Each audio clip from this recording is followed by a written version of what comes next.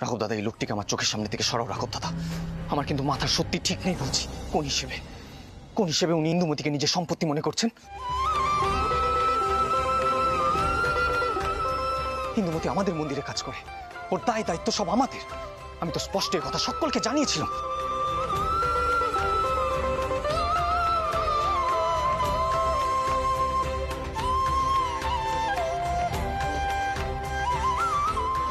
নগেনবাবু, আপনি দয়া করে একটু এদিকে আসুন। আসলে আসলে কি বলুন তো, এত বড় মন্দিরের দায়িত্ব একা সামলায় দ্বারিকা। তারপরে ব্যবসা পাতির যে অবস্থা, মাথা না ঠিক থাকছে না আর কি।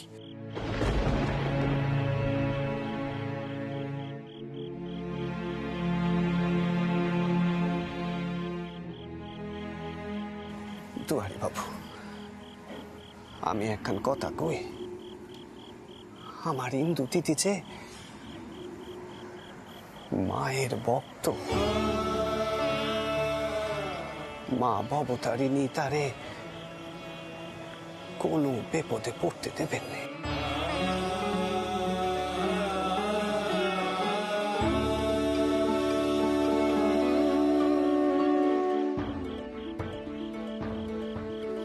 তুমি কেন এত রাগ করছো?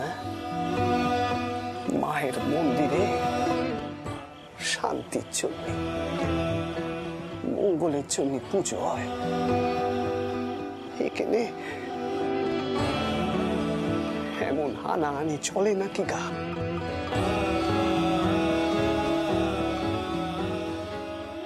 ছোট ঠাকুর, এই কথাখানা তুমি ওই উত্তি কারবারি চৌধুরী মশাইকে গিয়ে বলো না।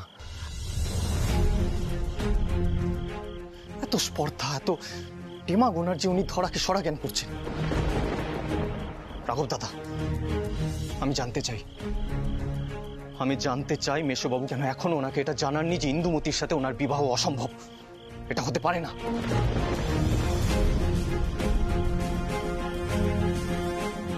রাঘব,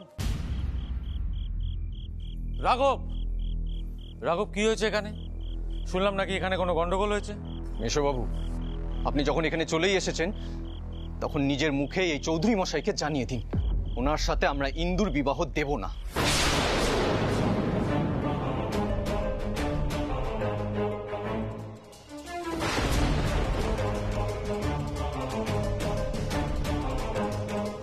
দ্বারিকা,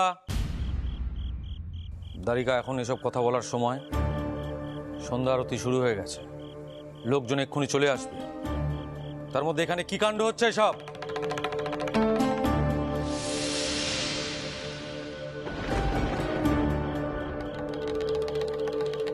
রাঘব, তুমি এক কাজ করো, তুমি দ্বারিকাকে সেরেস্তার ঘরে নিয়ে যাও। হারান ঠাকুর, আপনি দেখবেন সন্ধ্যা আরতি যেন সঠিকভাবে সম্পন্ন হয়। একটা অচেনা অজানা মেয়ের জন্য এখানে এই গন্ডগোল হবে, সেটা কিন্তু আমি কিছুতেই মেনে নেব না। এটা যেন সবার মনে থাকে।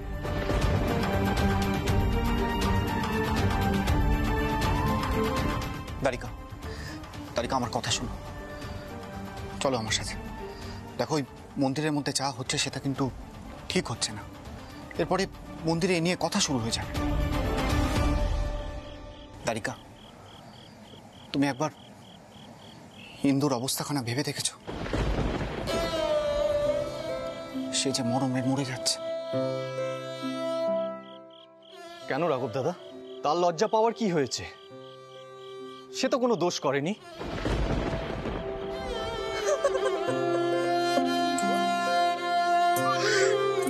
বিনা কারণে দিনের পর দিন সব দোষ নিজের ঘাড়ে কেন নেবে মেয়েরা?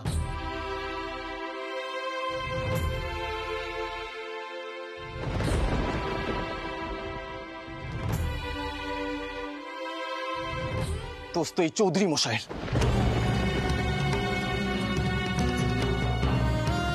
বয়সের কোনো খেয়াল নেই। কেন তিনি তৃতীয় বিবাহ করবেন?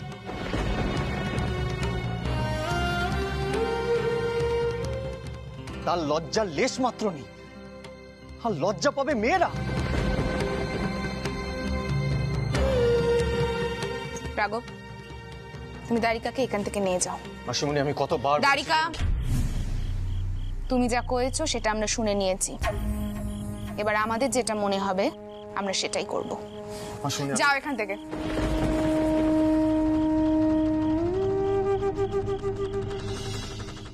দুয়ারি বাবু, এমন অস্থির হয়েও নে। যাও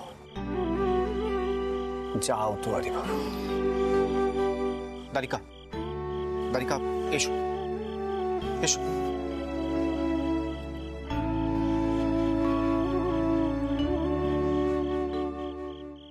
আসুন আসুন নগেনবাবু, আপনি আমার সাথে আসুন, আসুন আসুন আসুন।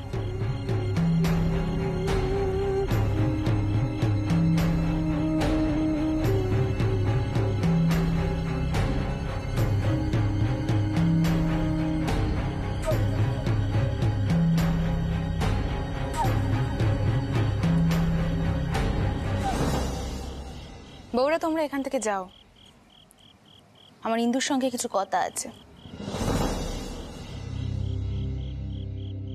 কি হলো, যাও।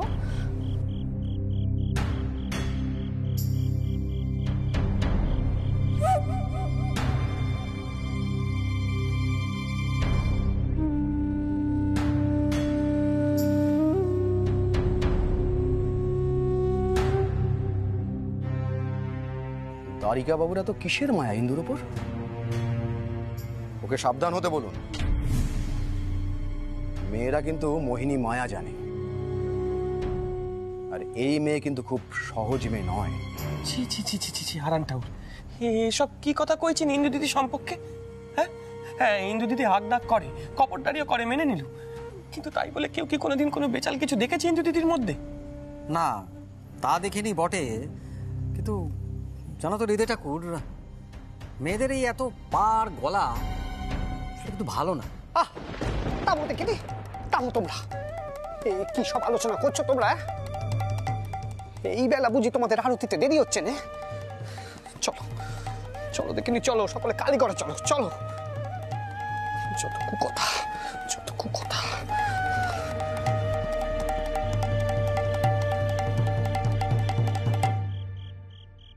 দেখো মেয়ে, আমি স্পষ্ট কথা স্পষ্ট করে কইতে ভালোবাসি, তাই তোমাকেও তাই কইছি। সামনে বড় করে কালী পূজা হবে, আর তারপরেই তোমার বিয়ে। তুমি যদি বিয়ে করতে না চাও তাহলে আমি বুঝবো যে তোমার মনে অন্য বাসনা আছে, আর তোমার মতো একখানা মেয়ের জন্য আমি আমার পরিবারের মান কুয়াতে কখনোই দেব না। দ্বারিকার বিয়ে ঠিক হচ্ছে, সে যদি এখন তোমার জন্য সকলের সঙ্গে লড়াই শুরু করে তাহলে 5 জনে 5 কথা কইবে, তাতে মহা বেপত্তি হবে। এই কথাখানা তুমি বুঝতে পারছো না? তাহলে তাহলে আমায় কি করতে হবে গিন্নিমা?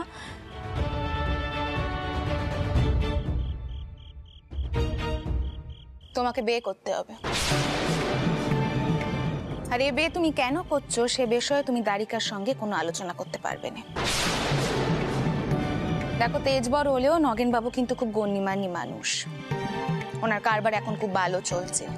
ওনার বাড়িতে গেলে তুমি রানী হয়ে থাকবে, তোমার দাস দাসী থাকবে। তুমি কখনো ভেবেছিলে এরকম বড় পরিবারে তোমার বিয়ে হবে? হ্যাঁ, ওরম করে আমার দিকে তাকিয়ে অধিকক্ষণে দেখো ইন্দু, তুমি যদি ভেবে থাকো জানবাজারের বাড়ির বউ হয়ে তুমি ও বাড়িতে যাবে, তাহলে সেই ইচ্ছে তোমার কোনোদিনও পূরণ হবে না। অন্তত আমি ওতে দেব না, বুঝতে পেরেছো?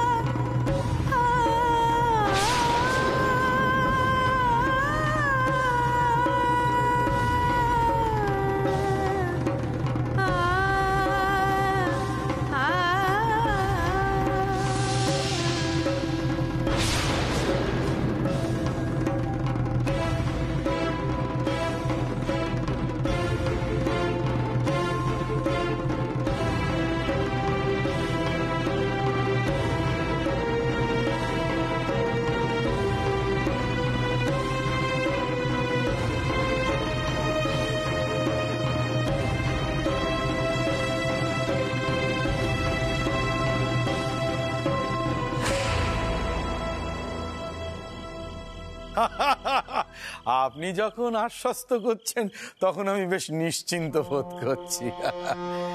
কি জানেন বাবু, মা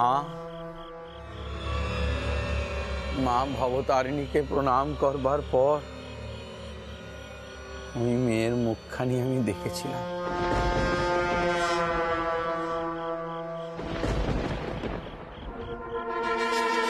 তাই তো বিবাহের এত তাগিদ অনুভব করছি। তা বেশ তো, আপনিও তো চিন্তা করছেন কেন? দ্বারিকা বড় ছেলে মানুষ, বুঝতে পেরেছেন? ওর মায়ের পুজোটা ভালোই ভালোই মিটে যেতে দিন। হ্যাঁ নগেনবাবু, আপনি দ্বারিকার কথায় কিছু মনে করবেন না। গণেশ বাবু, আমার যখন একবার কারোর সাথে শত্রুতা হয় না, আমি তাকে ভুলতে পারি না। কিন্তু এক্ষেত্রে ওটা ভুলে গেলাম, এই এক্ষুনি ভুলে গেলাম। বয়োজ্যেষ্ঠ বলে কথা। কি গো ক্ষীরোদ, বাড়ির দিকে চলো, বিবাহের তো আর বেশি দিন দেরি নেই, যোগাড় যন্ত্র করতে হবে। ওমা, মনোবাঞ্ছাটা পূর্ণ করো মা, আমার মনোবাঞ্ছা পূর্ণ করো।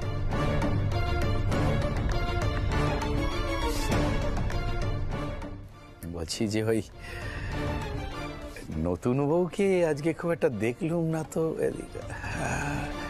খেলা করছে, খেলে বেড়াচ্ছে। খেলুক খেলুক, মা যদি চায় শুভ দৃষ্টির সময় আমাদের মিলন হবে, তাহলে তাই হবে।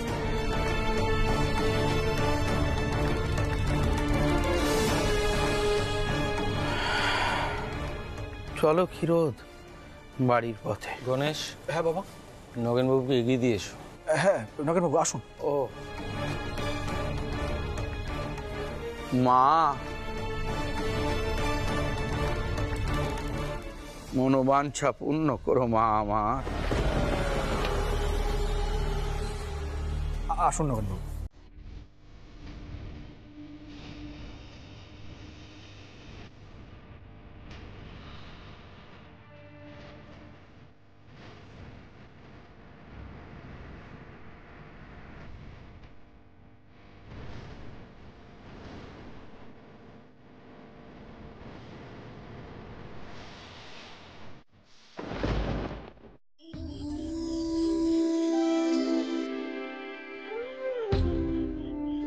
ইন্দু দিদি গেল কোথায়? সারা মন্দির খুঁজে আসলুম, কোথাও তো দেখতে পেলুম না। মেয়েটার মন একেবারে ভালো নেই, অথচ কিসের যে এত গোলমাল হলো এতক্ষণ ধরে কে জানে। মা, মা তুমি এখানে? তুমি এতক্ষণ কোথায় ছিলে শুনি? মা, এই সন্ধেবেলায় তুমি ঘর থেকে বেরোলে যে, আগে তো তুমি এমনটা করনি। তা কি করবো কও, তোমায় কোথাও দেখছি নে, গোল শুনে তেনার ঘর থেকে ছুটতে বেরিয়ে এলে। চলো দেখিনি, ঘরে চলো। মা,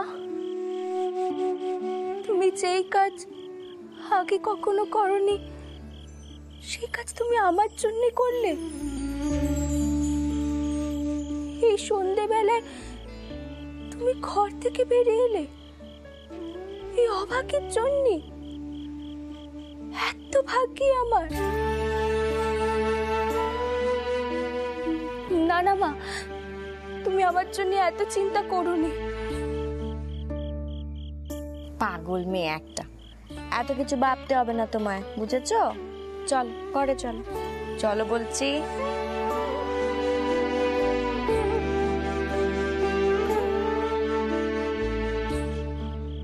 মা, আগামীকাল আমাকে বড় কর্তব্য পালন করতে হবে।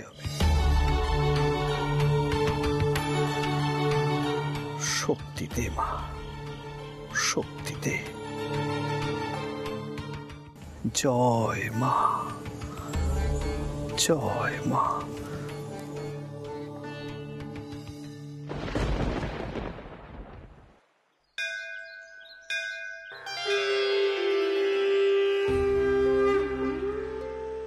ছোট মামা,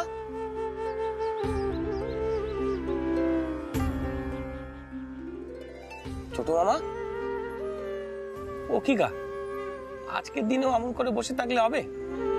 আজ যে পলোয়ারিনী কালী পুজো, তুমিই তো কইলে সবকিছু আয়োজন করতে। চলো চলো দেখিনি, মন্দিরে চলো। চল। না না রে না, আমি আজ মন্দিরে যাব না। হ্যাঁ, আমার যে আজ অন্য পুজো।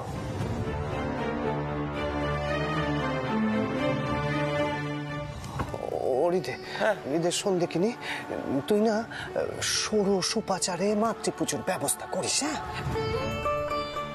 আমার ঘরে। হ্যাঁ, কি কইছো কি ছোট মামা? তোমার ঘরে? কেন? অত শত আমি এখনই তোরে কইতে পারবো না রে।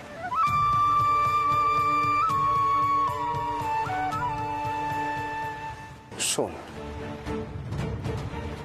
এই পুজোর কথা যেন কেউ না জানে। এই যে আমার গোপন পুজো। ছোট মামা, ছোট মামা, আবার কি পাগলামি শুরু করলে কাউ দেখিনি? হ্যাঁ, এসব কথা কি আর চাপা থাকে? আবার লোকে 10 কথা কইবে, আমি আর পারি না বাপু। তোমার কি দরকার ঘরে পুজো করার? এই শোন, তুই পারবি কিনা ক? হ্যাঁ, তো ছোট মামা তোরে এতখানি কাজ দিল, তুই সেটুকু করতে পারবি না? যা, করতে হবে না তোরে, তোর কিচ্ছুটি করতে হবে। ওই দেখো, আমি করে নেবো সব, আমি ওই দেখো, ও ছোট মামা, ওই দেখো, ওই দেখো। আচ্ছা, তুমি চড়ছো কেন? চড়ছো কেন? আমি কি কইলাম আমি করবো না? তুমি কইলে আমি করিনি, এমন কখনো হয়েছে গা? ওই দেখো, দোহাই তোমার, রাগ করো না। আসলে 10 লোকে 10 কথা কয়, সে আমি সইতে পারিনি, তাই তোমায় এসব কথা কই। আচ্ছা আচ্ছা, ঠিক আছে, আমি ব্যবস্থা করে দেবো। কোন ব্যবস্থা করে দেবো? সব ব্যবস্থা করে দেবো। জয় মা, জয় মা। জানতো আমি ঠিক করবি। ওরে দিদে শোন দেখিনি, সবকিছু কিন্তু সময়ের মধ্যে করিস। হ্যাঁ, বেশি দেরি করিস না কিন্তু। আর শোন, তারেও আসতে কইবি ঠিক রাত 9টায়। হ্যাঁ, কে? ছোট মামি? ছোট মামি থাকবে? ছোট মামি থাকবে পুজোয়? ওরে, তারে ছাড়া যে এ পুজোই হবে না। ওই দেখো, দেখ, থাকবে, তাহলে তো থাকতেই হবে। ও শোন দেখিনি, তুই তোর ছোট মামিরে না একখানা ভালো শাড়ি দিস। হ্যাঁ, নতুন শাড়ি, কেমন? ভান্ডার থেকে নিয়ে নিস। আমি দুয়ারি বাবুরে কয়ে দেবো। ওদিকে সবকিছু কিন্তু জোগাড় করে রাখিস সময়ের মধ্যে। হ্যাঁ, সবকিছু করে রাখিস। জয় মা, জয় মা।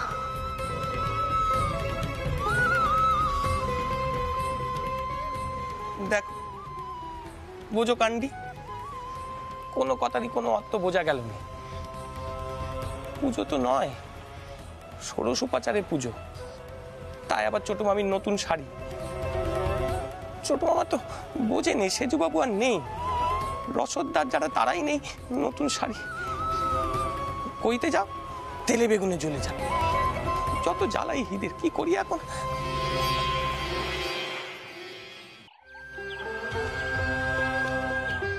বদন ঠাকুর মশাই, মায়ের জন্য যে দোকানে বেনারসি শাড়ি রাখা ছিল, তার মধ্যে আপনি কোনটা নিলেন? হয়, শুরু হয়ে গেল। এই যে, এই যে দেখো দেখো দেখো দেখো, হয়েছে হয়েছে হয়েছে, তাতে চটলে কি চলে বদন ঠাকুর মশাই? গত মাসের অমাবস্যার দিনে মায়ের নতুন শাড়িখানা মায়ের সিন্ধুকেই পড়েছিল, একই রকম দেখতে পুরনো শাড়িখানা এসেছিল, তার জন্য কি একবার খোঁজ খবর নিতে নেই? হ্যাঁ, সে তো বাদন ঠাকুর, কথা বাড়াবেন না। দাড়িকা বাবু এসছেন, দেখুন। বদন ঠাকুর মশাই, মায়ের শাড়ি বলে কথা, তাই নেই? চলুন বদন ঠাকুর, আসুন।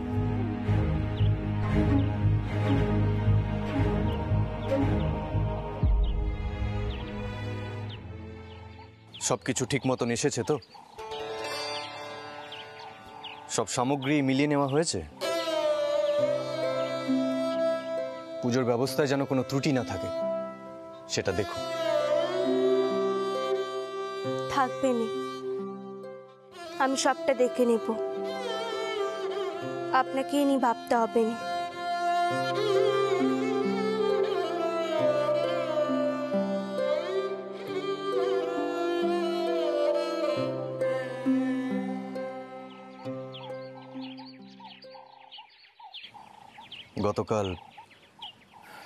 গতকাল ওই নগেনবাবু যা যা বললেন সেসব নিয়ে কিছু মনে করো না, সেসব কথা ভুলে যেও, বুঝলে?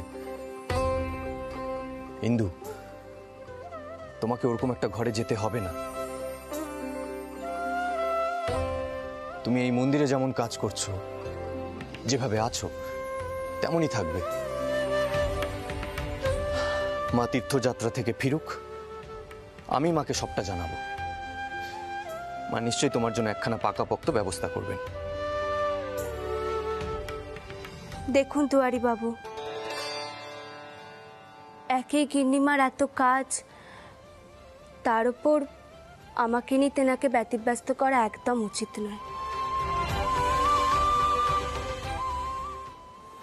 এই ইন্দু নিজের ব্যবস্থা নিজেই করে নিতে পারবে।